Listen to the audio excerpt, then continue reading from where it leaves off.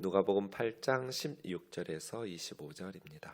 누구든지 등불을 켜서 그릇으로 덮거나 평상 아래 두지 아니하고 등경 위에 두나니 이는 들어가는 자들로 그 빛을 보게 하려 함이라. 숨은 것이 장차 드러나지 아니할 것이 없고 감추인 것이 장차 알려지고 나타나지 않을 것이 없느니라. 그러므로 너희가 어떻게 들을까 스스로 삼가라. 누구든지 있는 자는 받겠고 없는 자는 그 있는 줄로 아는 것까지도 빼앗기리라 하시니라. 예수의 어머니와 그 동생들이 왔으나 무리로 인하여 가까이 하지 못하니 어떤 이가 알리되 당신의 어머니와 동생들이 당신을 보려고 밖에 서 있나이다. 예수께서 대답하여 이르시되 내 어머니와 내 동생들은 곧 하나님의 말씀을 듣고 행하는 이 사람들이라 하시니라. 하루는 제자들과 함께 배에 오르사 그들에게 이르시되 호수 저편으로 건너가자 하시매 이에 떠나 행선할 때 예수께서 잠이 드셨더니 마침 광풍이 호수로 내리침에 배에 물이 가득하게 되어 위태한지라. 제자들이 나와 깨어 이르되 주여 주여 우리가 죽겠나이다 한데 예수께서 잠을 깨사 바람과 물결을 꾸짖으시니 이에 그쳐 잔잔하여지더라. 제자들에게 이르시되 너희 믿음이 어디 있느냐 하시니 그들이 두려워하고 놀랍게 여겨 서로 말하되 그가 누구이기에 바람과 물을 명함에 순종하는가 하더라. 아멘. 누가복음 8장에는 두 개의 비유가 나오는데 앞에 오늘 본문 앞에서는 씨 뿌리는 비유가 있었습니다. 4개의 밭이 있었고 말씀을 들을 때 결실하여 열매를 맺는 좋은 땅, 좋은 밭이어야 한다는 말씀들이 있었습니다. 오늘은 등경 위의 등불 비유인데요. 이 등경 위의 등불 비유가 마태복음 5장 14절에서 16절에도 나오고 또 마가복음 4장 21절에서 25절에도 나옵니다. 공관복음에 다 나오는 비유인데요. 이 비유가 마태복음과 마가복음하고 누가복음하고 조금 차이점들이 나옵니다. 마태복음, 마가복음에서는 등경 위의 등불은 교회 혹은 예수님의 제자들, 성도들이라고 할 수 있습니다. 너희 착한 행실을 보고 세상 사람들이 하늘에 계신 너희 아버지께 영광을 돌리게 하라. 등경 위의 등불이 무엇인가? 성도들 혹은 제자들, 교회? 이렇게 말할 수 있습니다. 근데 누가복음 8장에 나오는 등경 위의 등불도 교회와 성도들인가? 물론 그렇게 해석하는 성경학자들도 있고 제가 좋아하는 성경학자 중에 레온 모리스라는 분이 계시거든요. 지금은 이제 천국에 계시지만 레온 모리스도 그렇게 봤어요. 등경 위의 등불은 성도들, 교회, 예수님의 제자들이다. 그렇게 보면 예컨대 17절에 숨은 것이 장차 드러나지 않을 것이 없고 감추인 것이 장차 알려지고 나타나지 않을 것이 없다. 숨은 것과 감추인 것은 심판대 앞에서 장차 미래에 숨겨지지 않고 다 드러난다니까 심판대 앞에서 숨겨질 것이 없다. 모든 사람들의 이 땅에서의 삶이 다 심판대 앞에서는 드러날 것이다. 레온 모리스는 그런 식으로 해석하거든요. 등경 위의 등불을 성도들로 보아서 우리의 모든 것이 다 드러나니까 마지막 심판날 주님 앞에서 장차 다 드러날 것이다. 그런데 좀 차이가 있다라고 이제 마태복음, 마가복음과 누가복음 사이에 약간의 적용점의 차이가 있다고 보는 것이 그 등불이 뭐냐는 거예요. 마태, 마가처럼 성도들인가, 교회인가? 누가복음에서는 예수 그리스도와 그리스도의 복음, 말씀으로 봐야 하지 않느냐는 거예요. 일단 문맥상 씨 뿌리는 비유의 말씀 듣고 열매 맺음이잖아요. 4개의 밭에서 씨 뿌리는 비유가 말씀하시는 것이. 그리고 이어지면서 등경 위에 등불이면서 18절에 보시면 이 등경 위에 등불 비유의 결론이 18절인데 그러므로 너희가 어떻게 들을까 스스로 삼가라. 이렇게 말씀하거든요. 그러니까 하나님의 말씀을 주의 깊게 들으라는 거잖아요. 어떻게 들을까 주의 깊게 삼가라. 말씀을 들을 때 그 말씀을 신중하게 들어야 된다. 정확하게 듣고 그 말씀을 바르게 순종해야 된다는 거잖아요. 그래서 누구든지 있는 자는 받겠고 이건 뭐겠어요? 말씀을 잘 듣고 말씀에 순종하면서 바르게 말씀을 가지고 살아가는 사람들에게는 더 풍성한 말씀의 은혜가 점점 더 풍성해질 것이고 없는 자는 있는 줄로 아는 것도 빼앗기리라. 이건 뭐예요? 하나님의 말씀을 신중하게 잘 정확하게 듣지 않고 하나님의 말씀을 순종하면서 실천하면서 살지 않는 자는 있는 줄로 아는 것까지도 빼앗기게 되는 그런 가진 것도 잃어버리게 될 것이다. 그러니 너희는 하나님의 말씀을 주의 깊게 들어야 된다. 정확하게 듣고 말씀을 정확하게 순종하면서 말씀의 열매를 맺는, 이렇게 보면 씨 뿌리는 비유하고 연관되거든요. 등경유의 등불 비유가 18절에 보시면. 그래서 많은 성경학자들이 누가복음의 등경유의 등불을 예수 그리스도로 보는 거예요. 제자들, 성도들, 교회들로 보는 것이 아니라, 왜냐하면 16절 보시면 누구든지 등불을 켜서 그릇으로 덮거나 평상 아래 두지 아니하고, 맞죠? 등불을 켜는 이유는 등경 위에 높은 곳에 두어서 비추기 위해서이지, 등불을 켜서 그 등불을 숨기려면 침대 밑에 평상 아래 두거나 그릇으로 덮어두려고 등불을 켜는 사람이 어디 있겠어요. 그 등불을 꽁꽁 숨기려고 등불을 켜는 바보는 없죠. 등불을 켜는 이유는 높은 곳에 두어서 어둠을 몰아내고 빛을 비추려고 하는 것이죠. 그리고 들어가는 자들로 그 빛을 보게 하려 함이라. 마태복음에서는 그냥 등불이거든요. 마가복음에도 등불이에요. 근데 누가복음에서는 그 빛이에요. 그 빛. 그리고 그 등불이에요. 그 등불. 그래서 이 감추이고 숨기지 않는다, 이것을 예수 그리스도의 복음, 진리로 보는 거예요. 누가 행전이라고 그랬잖아요. 누가복음만 읽으면 안 되고 사도행전까지 하나의 성경으로 읽으셔야 됩니다. 그래서 사도행전을 제대로 이해하려면 누가복음부터 읽어야 되고, 누가복음을 제대로 이해하시려면 사도행전까지 읽으셔야 됩니다. 이렇게 말씀드렸잖아요. 하나의 성경 동일 저자의 기록이니까요.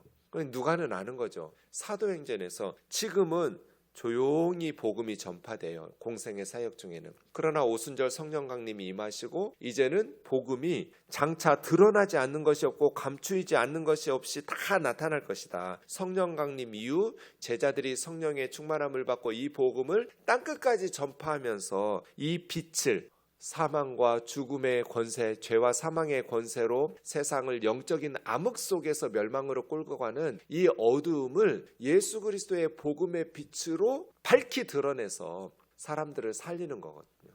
그렇게 보면 누가복음의 등경유의 등불은 앞에 나오는 비유인 씨 뿌리는 비유와 연관되면서 예수 그리스도의 말씀, 예수 그리스도의 진리, 예수 그리스도의 생명의 복음이 드러나게 될 것이다. 장차 성령 강림 이후에는 더 분명하게 이렇게, 그래서 이 복음의 빛이 드러날 때 너희는 정확하게 깨닫고 들어야 되고, 너희가 이 말씀을 주의 깊고 신중하고 정확하게 듣고 실천하면서 점점 더 풍성하게 되어야 된다라고 말하는 것이죠. 예수 그리스도의 복음의 비밀이 온전히 드러나는 것은 물론 주님의 앞에 갈 때겠죠. 그 빛이 우리 눈앞에 분명히 드러날 때, 고린도전서 13장 사랑장의 마지막 부분 12절에 보시면 우리가 지금은 거울로 보는 것 같이, 지금 우리 거울은 선명하게 보이지만 2000년 전 신약성경 시대의 구리거울은 희미하거든요. 그래서 바울이 우리가 지금은 거울로, 구리거울로 보는 것처럼 희미하지만 주님 앞에 서게 될 그날에는 얼굴과 얼굴을 대하여 볼 것이요 주님이 우리를 아는 것처럼 우리도 주님을 온전히 알리라. 그때는 그 빛을 온전히 알겠죠. 주님 앞에 섰을 때.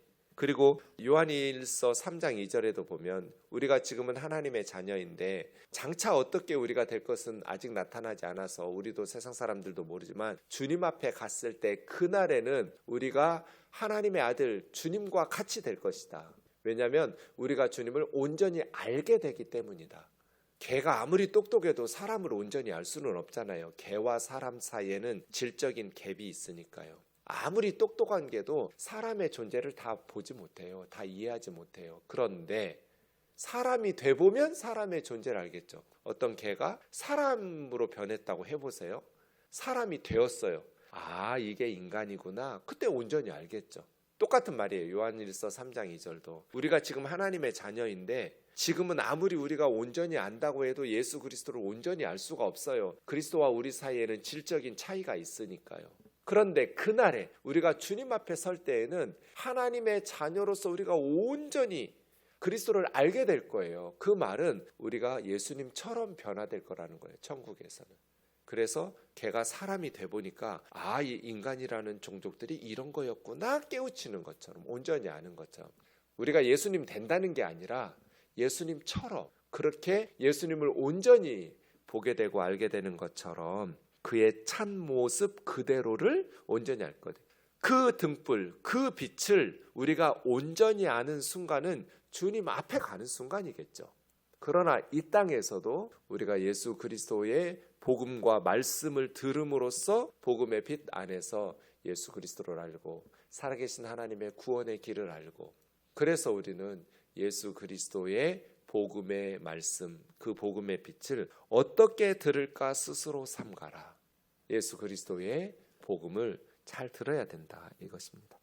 그 다음 19절부터는 가족 이야기가 나옵니다. 어머니 마리아와 그 동생들. 카톨릭에서는 이 동생들을 예수님의 친동생, 그러니까 마리아가 낳은 자녀들로 보지 않고 예수님의 다른 전처 소생으로 봅니다. 요셉의 전처의 자녀들이다. 마가복음 6장 3절에 보면 야고보, 유다, 요셉, 시몬, 예수님의 동생들, 남동생들 이름이 나오고 여동생들도 있었다. 이렇게 복수형으로 누이들 하니까 적어도 둘 이상이겠죠. 어쨌든 4명의 남동생 야고보, 유다, 요셉, 시몬이 나오고 여동생들도 있었다 하는데, 카톨릭에서는 이게 요셉의 전처 소생들이다, 혹은 예수님의 사촌들이다, 그러니까 마리아의 조카들이다, 이렇게 해석함으로써 마리아는 예수님만 낳았다, 그리고 죽을 때까지 동정녀로 지냈다, 이렇게 주장하는데 전혀 성경적 근거는 없습니다. 그리고 이것은 초대교회 교부들의 증언과도 맞지 않아요.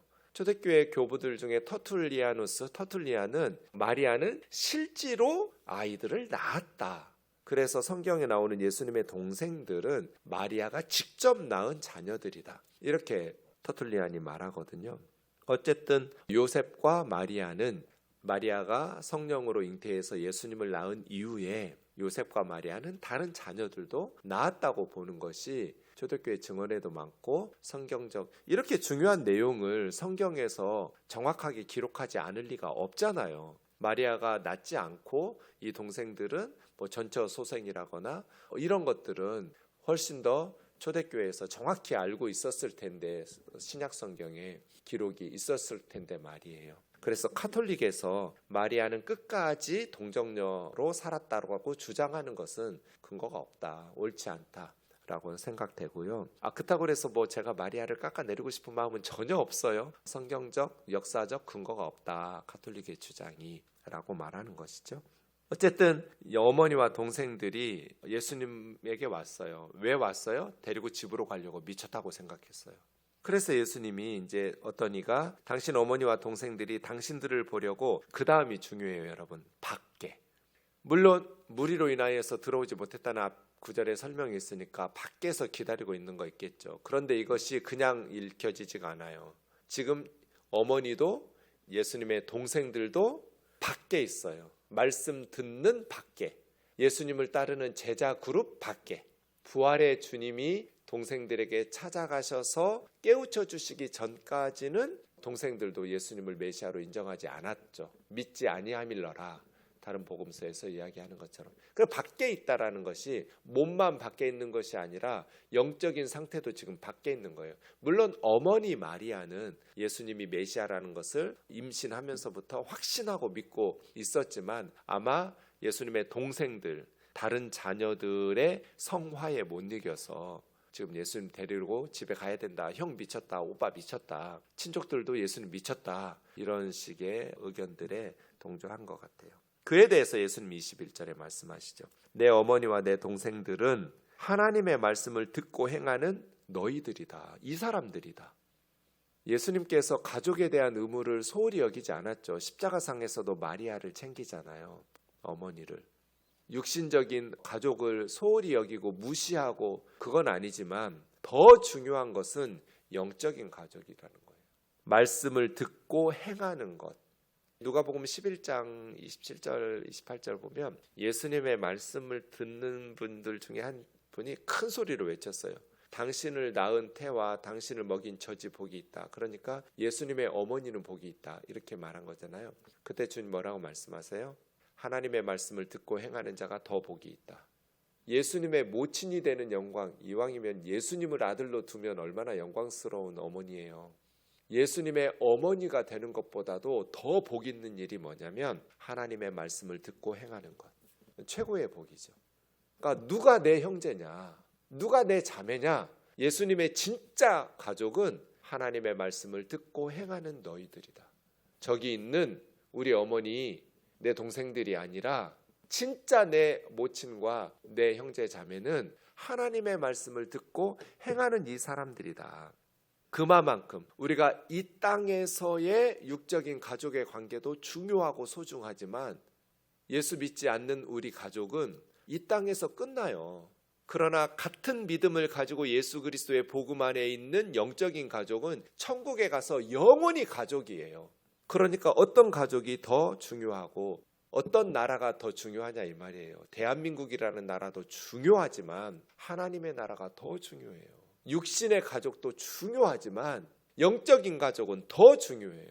하나님의 말씀을 듣고 행하는. 그래서 우리 육적인 가족들을 예수님의 복음 안에서 불러들여서 천국까지 영원히 사는 영적인 가족으로 만들어야 되는 것이죠. 내 어머니와 내 동생들은 하나님의 말씀을 듣고 행하는 이 사람들이라고. 하나님의 말씀을 듣고 행한다면 세상적인 의미, 육적인 의미에서의 어머니가 되고 예수님의 친동생 되는 것보다 훨씬 더 예수님과 밀접한 관계를 가지고 영원한 가족의 관계를 형성하면서 하나님의 말씀에 순종하는 그들이 하나님 나라의 가족이 될 거라는 거죠. 22절부터 25절까지는 이제 갈릴리 호수에서의 풍랑, 예수님이 말씀 사역에 얼마나 집중하셨는지 풍랑이는 배가 막 제자들은 죽을 것 같다고 하는데 예수님을 흔들어 깨워야 될 만큼 곤히 잠드셨어요. 그 모습을 보면 예수님이 어떤 사역자였는지 이해할 수 있어요. 예수님은 모든 것을 쏟아붓는 말씀 사역자였어요. 그래서 갈릴리 호수에 배가 뒤집어져서 지금 풍랑이 일어가지고 죽을 것 같은데 예수님은 곤히 잠들고 있을 만큼 피곤할 만큼 사역은 이렇게 해야 되는데 이런 생각이 들어요. 적당 대충 하는 거 아니에요. 우리에게 캠프를 맡겼든지 주일학교를 맡겼든지 목회자이든지 성도이든지 장로이든지 집사이든지 권사이든지 우리에게 맡겨주신 직분은 예수님처럼 고나여 잠들 만큼 혼신의 힘을 다해서 기도하고 혼신의 힘을 다해서 주님 섬겨야죠. 갈릴리 호수는 해수면보다 낮아요. 그리고 산으로 둘러싸여 있어요. 그래서 위에서 불어내려오는 갑자기 부는 풍랑, 바람 때문에 갑자기 바다가 이 호수가 예상치 못한 폭풍이 일어나곤 했다고 그래요. 예수님 제자들 중에는 그 갈릴리 호수에서 잔뼈가 굵은 어부 출신들도 많잖아요. 베드로, 야고보, 요한, 안드레를 비롯해서. 그런데 평생 갈릴리에서 잔뼈가 굵은 제자들도 죽었다 싶을 만큼 심각한, 자신들의 힘으로 해결할 수 없을 만큼 심각한 상황인 거잖아요. 근데 예수님은 지금 주무시고 계셔요. 흔들어 깨우시면서 주여 주여 우리가 죽겠나이다. 여러분 안 죽어요. 사명이 끝나야 죽어요. 그러니까 죽을 걱정은 안 해도 돼. 죽으면 천국 가면 될 거였고요. 우리가 우리의 건강을 염려하면서 잘 챙기는 것은 중요하지만 죽음은 주님이 불러야 죽는 거지 죽고 싶다고 죽는 거 아니에요. 그러니까 이렇게 안 죽어요. 사명이 안 끝났기 때문이죠. 죽겠나이다. 우리가 죽을 것 같습니다. 그때 주님께서 잠을 깨시고 바람과 물결을 꾸짖으셨어요. 제가 볼 때는 예수님이 곤히 잠들었으니 이 기회를 악용해서 이 바람과 물결을 이용해서 예수를 죽이자, 십자가의 구원 사역 못 이루도록 이런 어떤 폭풍을 이용한 사탄의 세력을 꾸짖은 것 아닐까요? 바람과 바다, 개들을 꾸짖기보다는 뭔지 모르겠어요. 어쨌든 꾸짖으시니 잔잔하여지더라. 제자들에게 또 꾸짖으시죠. 너희 믿음이 어디 있느냐? 우리 믿음이 어디 있어요? 잔잔한 호수 때만 믿음이 있으면 안 되잖아요. 죽을 것 같은 상황에도 우리 믿음이 있어야죠. 잔잔한 호수에서 폭풍 없는 그런 형통한 날에만 우리 믿음이 있으면 안 되죠. 형통한 날에도 믿음으로 살아야 하고 죽을 것 같은 순간에도 믿음으로 살아야 되죠. 주님 깨우면 산다. 주님과 함께 있는 이 배는 주님이 잠들어 누우신 배 뒤엎을 능력이 없다. 주님이 꾸짖으시면 잔잔해진다. 이렇게 믿음이 있어야죠. 제자들에게. 그 제자들이 놀라면서 예수님이 누구이기에 바람과 물을 명함에 순종하는가. 인간들이나 불순종하지 예수님의 말씀에 불순종하는 피조물은 하나도 없어요. 하여간 인간들이 문제예요. 바람이든 바다든 주님이 말씀하시면 다 순종해요. 인간들만 순종 잘하면 돼요. 오늘도 주의 말씀에 순종하면서 어떤 염려스러운 상황 속에서도 불안하죠. 두려우면 두려워해야 또 괜찮아요, 여러분. 가사 바꿔서 불러야 돼요. 아무것도 두려워 말라. 주 너희 하나님이 함께 계시네. 괜찮아요. 두려우면 두려워하라. 그래도 주 너희 하나님이 함께 계신다. 우리 인간이니까 두려운 상황에서 어떻게 안 두려워해요. 놀라지 마라. 놀라도 돼요. 두려워도 돼요. 제가 30년 목회해 보니까 괜찮아요. 주님 뭐라고 안 해요. 근데 그 상황에도 주님이 함께 계셔요. 그러니까 너무 염려하지 말고, 때로는 우리가 두려워하고 때로는 놀라고 염려하고 근심하고 걱정하지만, 그럼에도 불구하고 기도의 자리에 나오고, 그럼에도 불구하고 주님만 바라보고, 풍랑 속에서 주님 바라보면서 기도하면서 주님 앞에 맡기고, 흔들리면서도 주님 앞에 나아가서 믿음으로 기도하며 고백하면 주님 반드시 일하세요. 그러니까 우리 애들 너무 걱정하지 말고, 우리 가족들 너무 걱정하지 말고, 주님 앞에 기도하면서 주님이 일하시기를 믿음으로 바라보는 주의 자녀들 되기를 주의 이름으로 축원합니다.